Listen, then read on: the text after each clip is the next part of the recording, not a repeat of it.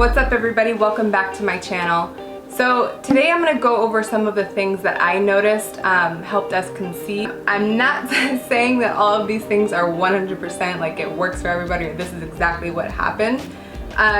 It could just be a combination of God's timing and these things, who knows, but I just wanted to share with you guys some of these things because these were the things that we did differently the month that we conceived. Trust me, I have been there and I was sitting on YouTube for hours at a time trying to pick up different tips and tricks and anything that I could possibly get to help us conceive. So I wanted to help the other women out there that were going through the same journey that I was and let you guys know what worked for me.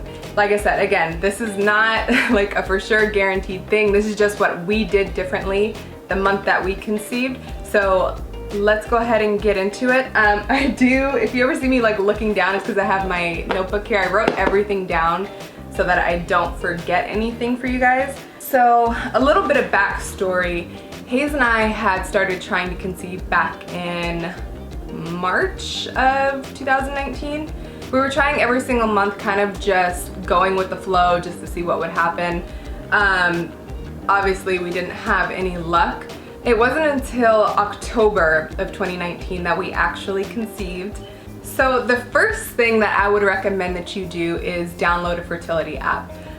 Something that can track your period as well as your ovulation so that you're not really guessing and wasting time, because that was something that we kind of did at first and I was strictly relying on my body and like what I felt. And my background is in ultrasound, so I know a lot about the reproductive system and like the woman's body in general. So I was kind of just going off of my own knowledge and what my body felt at the time.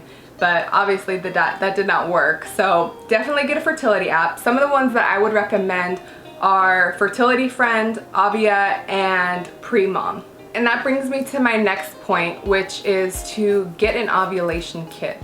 So the one that I used, I actually got off of Amazon and it was $15, I believe, and it came with a pack of 50 ovulation tests and 20 HCG pregnancy tests. And this is it right here. Super cheap, simple, easy, because it's like, at first I started using the ones, like the expensive ones, got it from Target, but it's like you go through those so quickly and they're so expensive, whereas these are seriously amazing. It comes in like a little test strip. It comes in this, it's a small little test strip.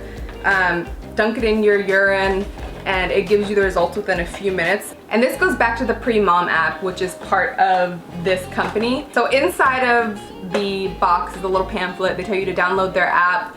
And it's really cool because every time that you take an ovulation test, you can take a picture of it and it uploads into the app. And so then the app will then give you a rating of how fertile you are at that time based off of the darkness of the line. So let me actually show you guys some of mine that I had. So this was actually the cycle that I ended up getting pregnant on. I don't know if you guys can see it. So as you can see, it tells you where your peak is. You can see the difference in the lines and how they get darker or lighter. I'm telling you, this was seriously a game changer. And like I said, it's amazing that it keeps track of it for you and it has so many other things to it that are really helpful. So I definitely recommend giving them a try, their test strips and the app itself, because like I said, it was super helpful. And so what I do with the strips is I'll start testing my urine 3 to 4 days after the end of my period, just so I can see like a nice progression of it being not fertile to low fertility to high to your peak, so you get the full spectrum of everything so that you don't miss the day that you ovulate. Like I said, these, I cannot stress enough how amazing these are. These really helped me a lot. And then it was crazy because it actually showed me that tracking with the app alone, like just relying on the app to tell you when you're supposed to ovulate, isn't accurate, because I actually ended up finding out that I was ovulating almost a week earlier than what my period calendar was telling me. So don't always trust just the app on its own. I would definitely recommend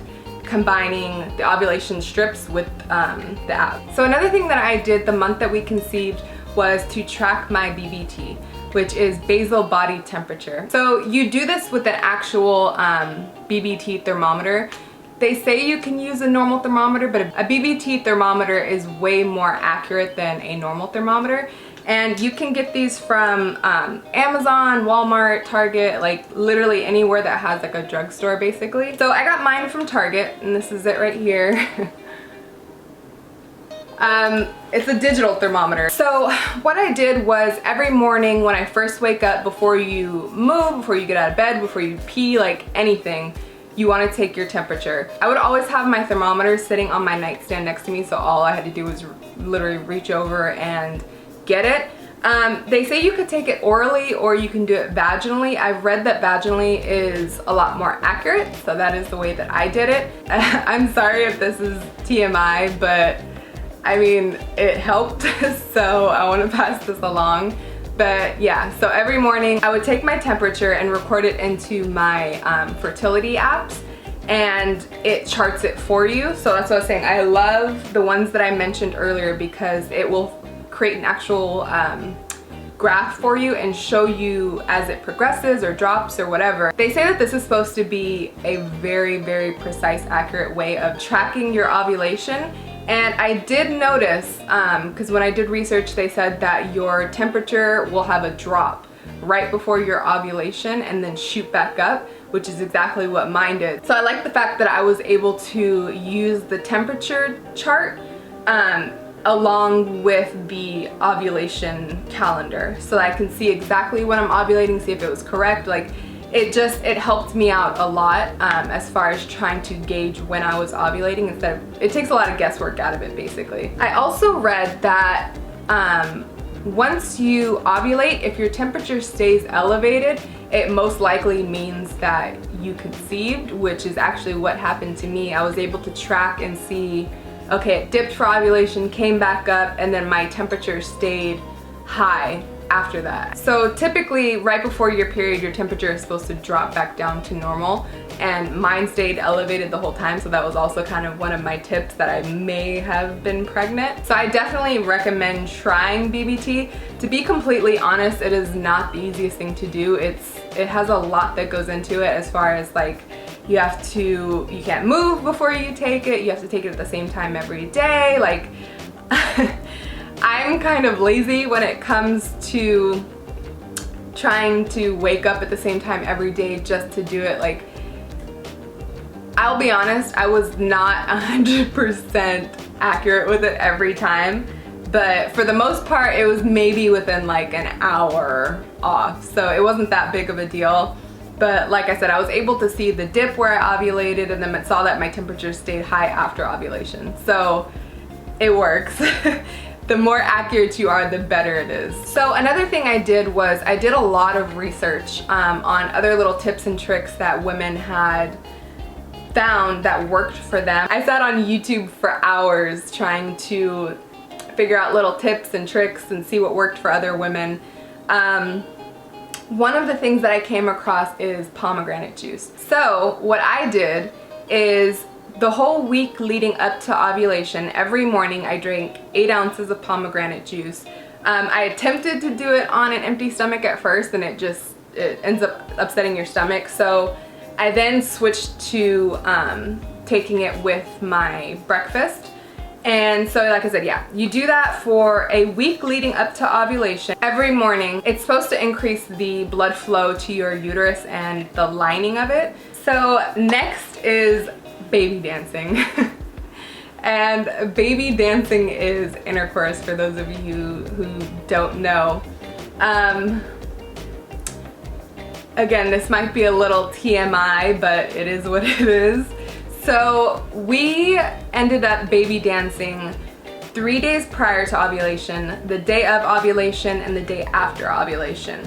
This was something I kind of struggled with for a long time because I never really knew when was supposed to be the right time to baby dance to actually conceive. So I think that may have been part of the problem in the past months when we didn't conceive. Luckily, the month that I got pregnant, I had an appointment with my gynecologist, and so I was able to ask her about it. She said that it's best to baby dance 3 to 4 days before ovulation, the day of ovulation, and then 3 to 5 days after.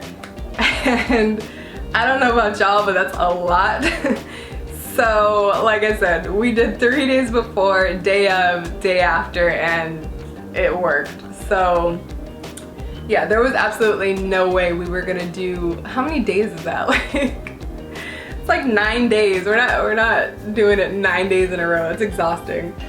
So yeah, that's what worked for us. So after we would baby dance, I would always elevate my hips afterwards. I would use like a pillow or two or whatever I had to kind of prop me up. And I would lay there for about 15 to 20 minutes or even longer if I didn't really have anything to do afterwards. And I remember at one point, I even laid on the floor next to the bed, and my head and my shoulders are on the ground, and my hips and back and legs were all up against the side of the bed. So I'm kind of in like a weird upside down position. And I laid there for like 15 to 20 minutes, and I don't know if that was the time where it worked or what, but like I said, something during this last month worked. And at that point, I was willing to try any and everything, so who knows, but I definitely recommend doing that just so that you're kind of working with gravity instead of against it. So definitely try elevating your hips to see if that helps. So another thing I did once I had confirmed that I had actually ovulated, I read online as well as seeing other YouTube videos of other women saying that they used pineapple cores. So what I did was I went to Sprouts and I got 2 organic pineapples, and so I cut them up, and then I made sure to save the core. So I would say it's like that much around of the core. You use the whole core and cut it into, I think I'd cut it into like 5 slices. And every morning on an empty stomach, you're supposed to eat one of the cores, and you do that for 5 to 6 days after ovulation, and it's said to help the baby stick. Which again, for whatever reason this month it worked out for us, and I don't know if it was the pineapple and the pomegranate and all of that, but this was the one and only month that I tried both of those things, the pomegranate and the pineapple, and it worked out. So yeah. The empty stomach part is very important. Do your research on this, because it does. I remember reading that if you take a blood thinner already or certain medications, it actually interfere with it, because I guess the pineapple core is a natural blood thinner. Do research on it before you guys decide to try it out. And lastly, just remember to relax. It's gonna happen when it's meant to happen. As you can see, we've been trying for I don't even know how many months. Like I said, since March. We got married in June and then got pregnant 3 months later. So like I said, it's all about God's timing. Whenever it's meant to happen, it's gonna happen. And also, if you think about it too much and you're stressing over it, you're actually creating stress hormones, which is gonna do the opposite of what you want it to do. So relax and spice up your baby dancing, because trust me, I know firsthand how routine and like forced it can become. So just remember to like spice it up, keep it fun, and just enjoy that time with your partner. I hope that these tips are helpful. Like I said, these are the things that worked for us when we conceived. I really hope that it helps someone else, and if it does, please let me know. Feel free to reach out on any of my social medias or comment down below and like let me know that these tips worked for you, because I would love to hear that. Thank you guys so much for watching, and I will see you next time.